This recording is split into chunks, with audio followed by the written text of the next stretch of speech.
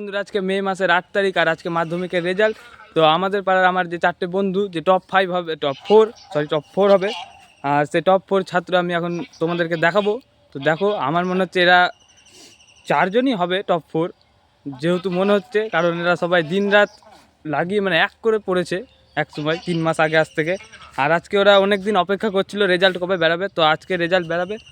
তো দেখা যাক কী হয়। আর এই যে আমার পিছনে সব বাগানে বসে আছে সবাই এখন রেজাল্টের জন্য, মানে এখন দেখছে এখন টপ